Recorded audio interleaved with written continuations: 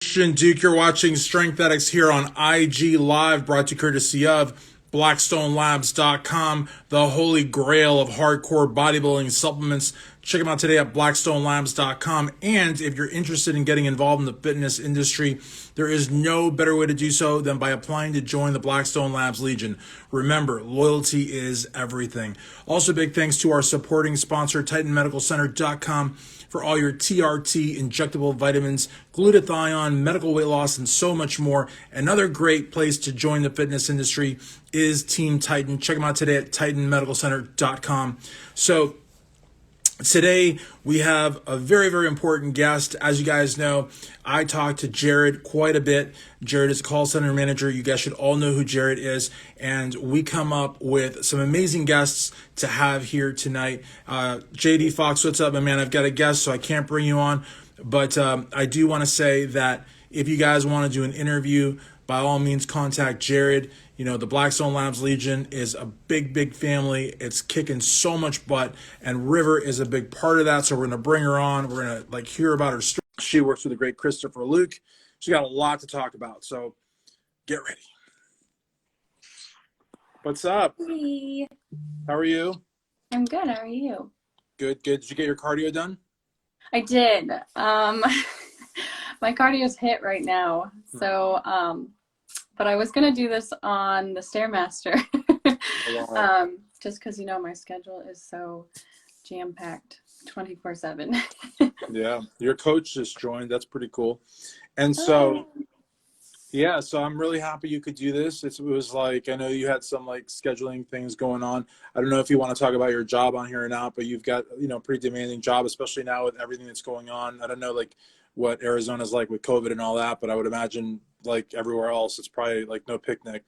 But tell us a little bit about that. So you're a professional, you're a mom, and you're a competitor, and you're in the Legion and all that, everything. I'm trying to be superhuman. So I am actually raised in Arizona and I live in Tennessee, so my mistake. But we got hit with snow this week, so I've been snowed in. So I am perfectly okay with talking about my job. I just won't like say where I work. So I am a teacher, an early childhood teacher, and I'm a mom and a wife, and I try to manage my Legion page as much as possible.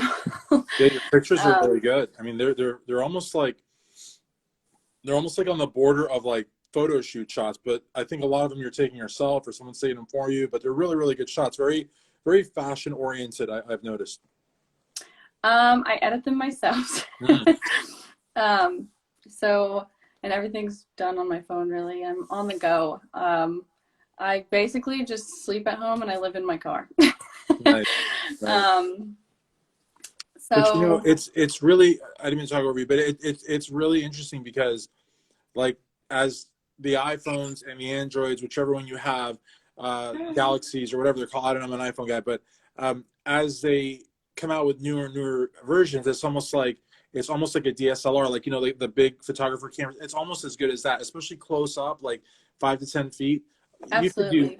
You could do so many things with phones and all the various apps and filters. I mean, it's like, I don't want to say you don't need a photographer, but you can do some pretty cool stuff without them. Yeah, absolutely. I wish my kid honestly was old enough and I'd be like, hey, hold this really fast. Right. Yeah, for sure. Just 1 second.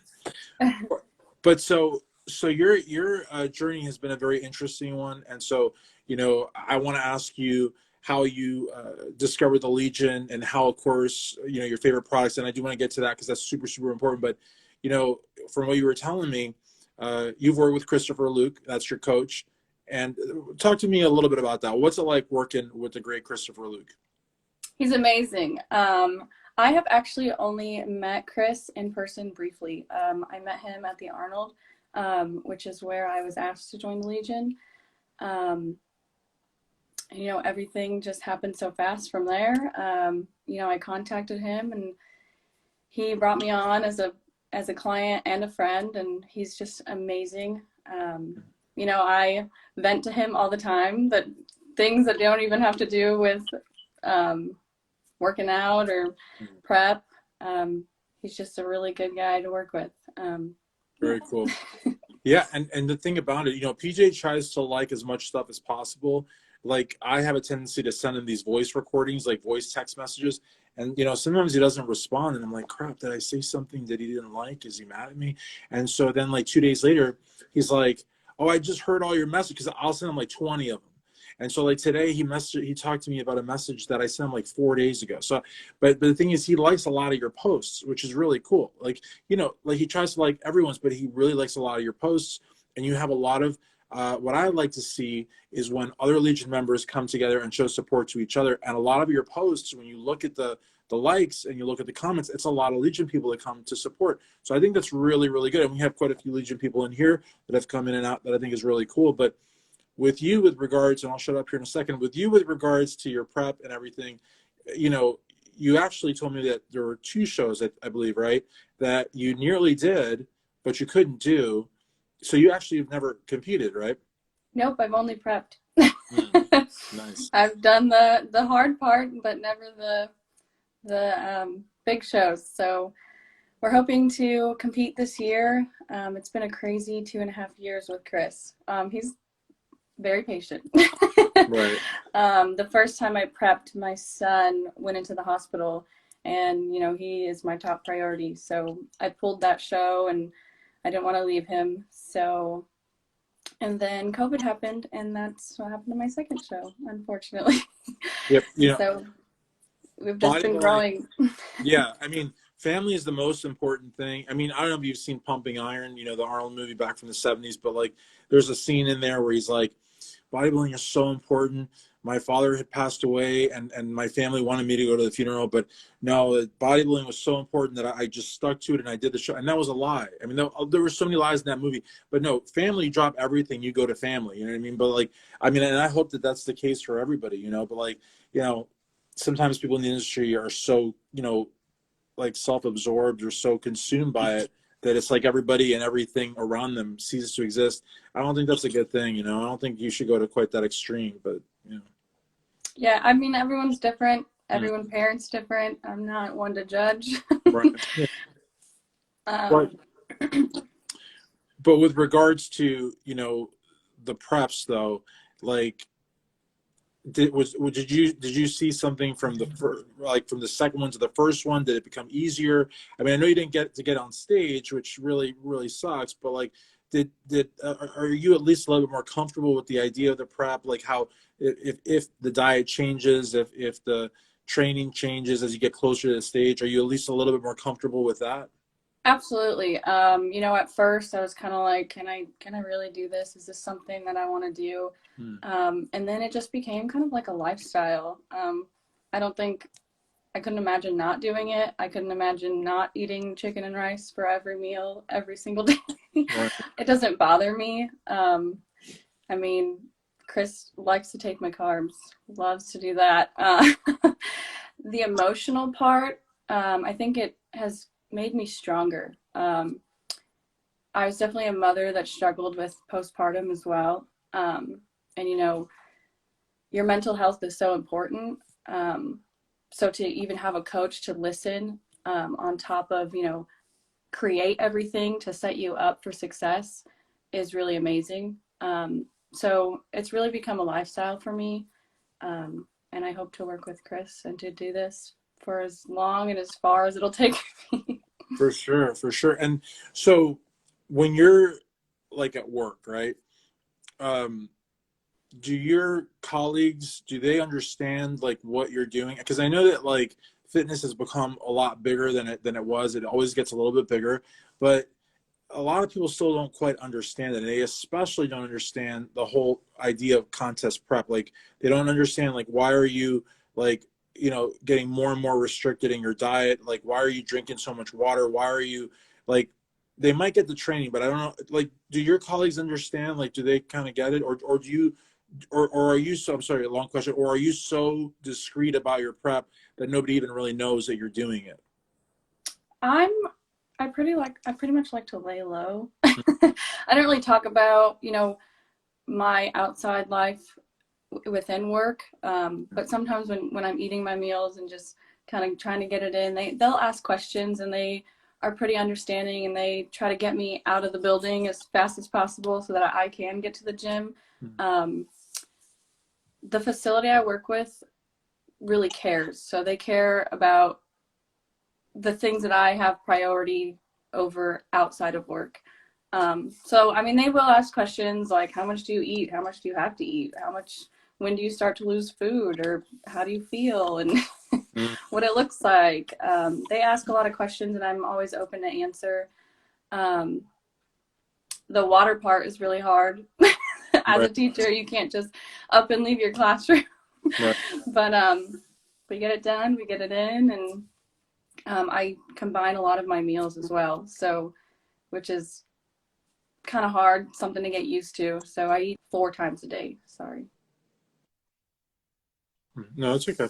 So I'm kind of shoving it all in. Right, no, for sure. And I was going to ask you, you said that Chris like sometimes holds your carbs back, which I'm sure you hate, because carbs are like it's like a quick hit, of energy. But do you ever, in other words, do you ever have issue like eating all the food that you have? I mean, does it ever feel like almost like a chore? Like, those, I mean, how many meals do you eat? I don't want you to like give all your secrets away, but like, does it ever become like kind of like a mission to like get it all in, like eat all that food? Because especially if you're not having carbs, I'd imagine it's a lot of protein and good fats, but after a while that probably gets old, I would think, right? I've never actually went into a bulking cycle with Chris until now, recently. And I would say, my first 2 weeks were the hardest. Breakfast, I still complain about breakfast. That is the hardest. I'm not really a breakfast person to begin with. I've learned to take my time and not eat too fast. But it's definitely something to get used to. My body adjusts really fast, which is something we both love. So, So when it comes to supplements, like Blackstone Lab supplements, like what would you say are your top 3? Are your like must, like for me it's Glycolog, but like for you, like what is your must have, like top 3 or top 5? As far as supplements, we kind of keep it real basic, honestly. Like I said, my body changes so fast, and I can get it to adjust really fast. So my top supplements are definitely isolation, or isopure. Sorry, I said that wrong.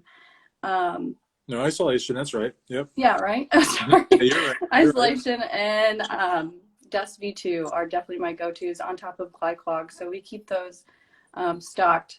Because I am eating carbs right now. Thank you, Chris. Very cool. So River Jordan's favorite isolation. What flavor of isolation though? Vanilla. Okay.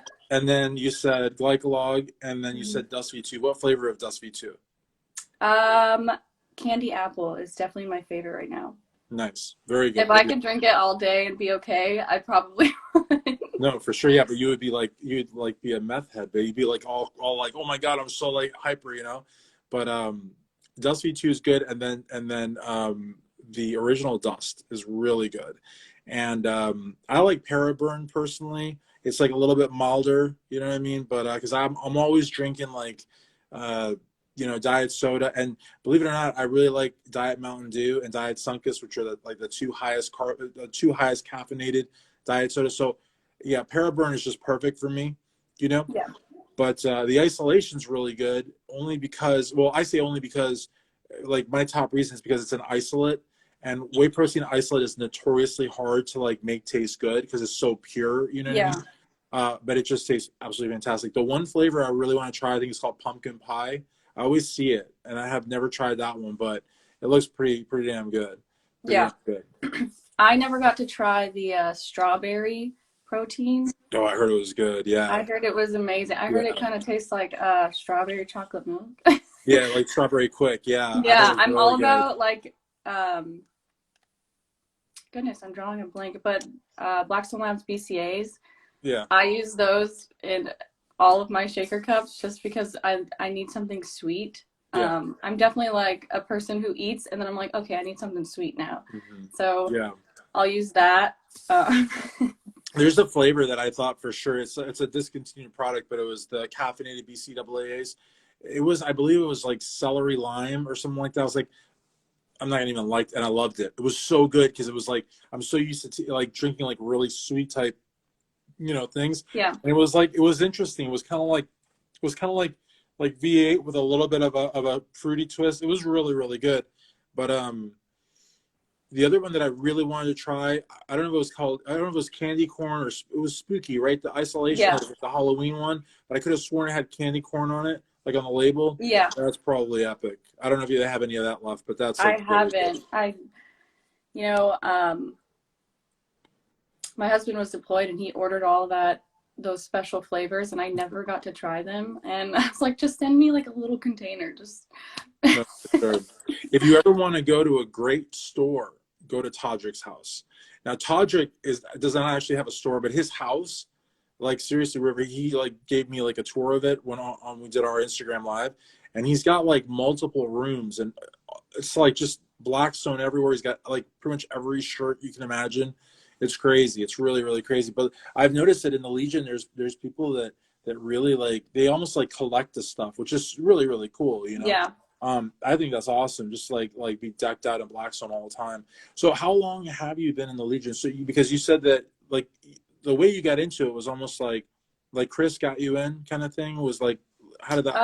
I was approached by somebody who's not involved with Blackstone Labs anymore, at the Arnold. Okay. Not last year, I want to say the year before. So, I've been in the Legion for about 2 years. Oh wow, very Yeah. cool, very cool. I'm not really big on social media. Like I try to be big on social media, Right. but I also kind of like to keep certain things private. Yeah. So I learned my lesson on putting my life on social media. Well, yeah, I gotta tell you, like I saw your following, and I was like, and I don't have a huge following either. I like it's not big at all, really. But like my following, I've earned, over years, and like I would say, I know like probably like 70-80% of them. A lot of people buy their followers. It's like, I mean, here in Louisville, and I'm in Kentucky, so I'm actually like next Oh, to nice. Tennessee. Yeah, there's people like, okay, so they've had like these posing clinics, and I'm not saying names, but like there's people like in this area that have like 200,000-300,000 followers on Yeah. Instagram, and like nobody knows who they are. It's like I know who they are because I cover the sport, but like if you have 300,000 followers and you live in a city of 750 like Louisville, you should be mobbed like a GNC, especially at a posing clinic where everybody's a competitor. Yeah. It's like, yeah, so it's like it's trash, honestly, to like buy your followers. It really is. I mean, some people will buy like a few thousand just to pad your numbers, whereas other people like their entire following are bots basically. And because you can go on the followers river and like you can click on like a user, they Yeah. either have no followers, no posts, or like no pictures. It's like, so it's like, Or their posts have like 5 likes, but they have like 300,000 right, yeah, followers. yeah. Like you have 500,000 followers, but this post gets 2 likes. Like makes Yeah. sense. So, but I totally understand like what you're talking about with social media because it's kind of like, I think it's troubling in 2 ways. One, if you put all your info out there, you might overshare, and that might come back to bite you in the butt or the bud or however the saying goes. But the other one is your following will become so like nosy, because they'll want to Yeah. know where you are all the time. Kind of like Twitter, like used to be Twitter was like going to do laundry, going to the supermarket. That's what Twitter used to be. Now it's like more like different. But like your following is going to want to know where you are at all times. And if you don't tell them, they'll find out. And then they can become like stalkerish, which is like, you know what I mean? Yeah, I've been stalked before, Mm. so it's kind of made me like back up and I mean, nobody knows this until now, but I went on kind of like a blocking spree. So Yeah. that's Well, kind of where I kind of lost my followers as well. And I've always just wanted to stay true to myself and true to the ones that I love and the ones that care for me. So I've never I mean, I've been offered to buy followers. People will message me and be like, hey, DM us or reply to this and we'll help you with followers. And I'm like, but yeah, will you? Like, are they real? yeah. You don't want to do that. You don't want to do that. And also the one thing, like, I know a lot of people do follow for follow, but I don't do that because, like, I mean, I really appreciate when people follow me, but my goal is to be like on some kind of level, a news site, a journalist site. You know, I write articles, I cover stuff, I do lives, and so if I do follow for follow, then I don't really get to see the news as it happens because I'm inundated with all these posts. Yeah. And yeah, so but some people, what they'll do is they'll do follow for follow and then they'll unfollow people. Other people, what they do, which I think is like kind of lame, is like the buying of followers or the buying of likes. Like some people don't buy followers, but they buy likes. And then other people, they do neither, but they promote all their posts. So they'll boost their posts. But ultimately, like if your content is good, your content is great, people will start coming around. And your page could blow up if you did lives and if you really put your life out there. But I think you are great for it's like, I think you know what you have to do to be huge, but you value your private life and your family life and your professional life, and it's just not worth it to you. And you can still promote the Legion, you can still promote, yourself, but you don't have to like put all your life out Yeah. there. So I think that's great. I think that's really great. I'm definitely a person who loves to like work in secret and then be like, boom, look what I did. Right. No, definitely, definitely. And one thing that I would suggest is when you compete, and I know because this sounds kind of like almost sounds like a movie star kind of thing, but like when you compete, come up with it like an alias, because a lot of ladies and gentlemen too that are in corporate worlds, teaching, they will usually come up with like they'll use their real first name, but they might use like like a maiden name, or I don't know, like just a completely made up name, and that's totally fine. Yeah. Promoters are cool with it. NPC News Online, they will honor it, and all the media outlets will honor it, and that's the name that you will be known by. In Lansing, Michigan, where I went to law school, there was a guy named Jeff Vask, fantastic bodybuilder, but he had like 5 names. That's a little excessive because nobody, it's like nobody knows like who's who. But like having like John Romano from RX Muscle, I don't even know who that is, but that's not really his name, but everybody knows him for 20 years as John Romano. And I think that's what you should do because, I don't think there's nothing wrong with competing, River, at all.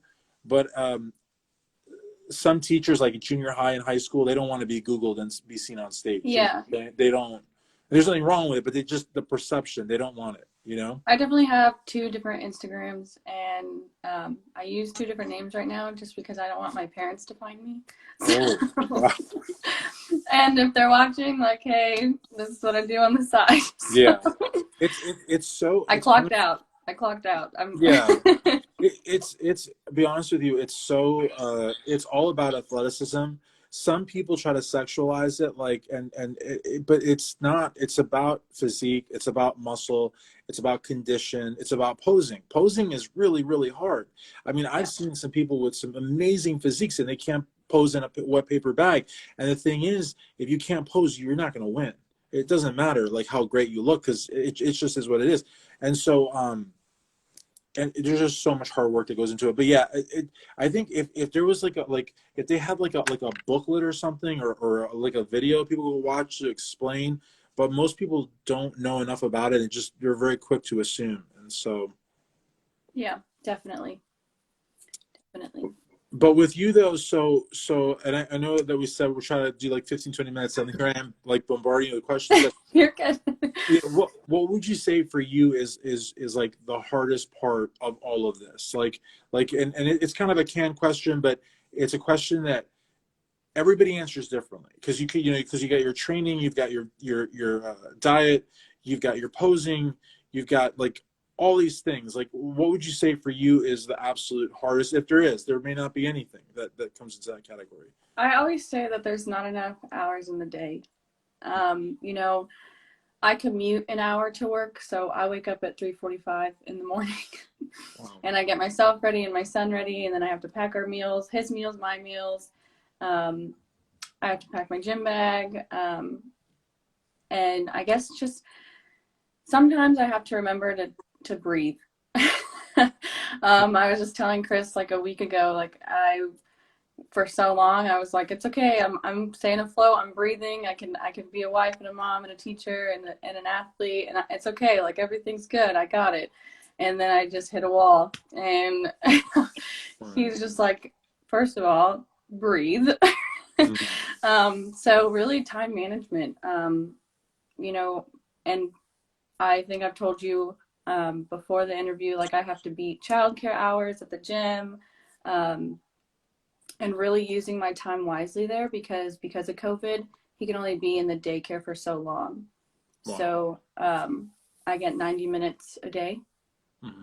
So using my time wisely, a lot of people will kind of, not a lot, but some people will kind of talk to me, and I'm all about talking to you and being your friend. And a lot of people tell me that I'm intimidating at the gym and they didn't want to talk to me. So I kind of try to give them my time. But I also try to make it clear that I'm here to work. So, Yeah. And that's the thing. I think people at the gym, like, you know, they also assume a lot, you know, and I think because your time is so precious, you don't have a lot of it. And then of course, like you said, with your son and the COVID regulations, it's not like he can be in like daycare like as long as you want him to. yeah. I'm sure he loves daycare because like sees other kids and like, you know, and there's like toys and it's fun, but you just Yeah. you know, there's regulation. So yeah, I've noticed that in the gym. There's a sort of a chatty Cathy component that really just go there to talk and don't Absolutely. do much lifting really. And they only drink water because they're parched from talking so much. It's not because like, you know, the strenuous activity. And then there's people that you know, really are there on a mission. But the problem is it's really hard to stay focused and not be rude because some of these people, I'm serious, you could be wearing a hood, sunglasses, headphones. You look like the Unabomber basically, and they'll still be like, "Hey, River, hey, hi," you know, and they'll try to get your attention, and it's like, I think like it's just a fine line. Like, how do you like make your point without being rude or intimidating? Sometimes you just can't do it. You just can't, you know? Yeah. I noticed that if I have one headphone in and one headphone out, I can like, because people will talk about like people talk about you everywhere you go. It's just gonna happen. So I kind of think that's kind of funny, and nobody notices most of the time. But once I take that one headphone out, it's like they look at me. You know, when someone looks at you and you know they want to say something to you, but they won't. Oh, yeah. And I'm just like, oh my gosh, I took a headphone out. Like, please don't talk to me. Like, Right. That's crazy. No, I mean, and again, I think even if you had the time, you probably still wouldn't want to talk because I think like if you're going to the gym for the functionality of it, if you're going there to like to improve your physique, you want to lift, you know, even if you have all the time, like people like actually like the whole idea of warming up is to go and lift, but people talk so much in between sets that I almost feel like they've basically cooled down. Like they're no longer in like that like lifting mode. It's like every time they get into a set, it's like they're playing with their body, like, and not in a good way. You know what I mean? It doesn't. yeah. It seems like if you want to go to the coffee shop, go to the coffee shop kind of thing. You know what I mean? And then the only other recommendation that I could make, I mean, if you want, is Facebook. You gotta be so careful with Facebook. I've noticed a growing trend.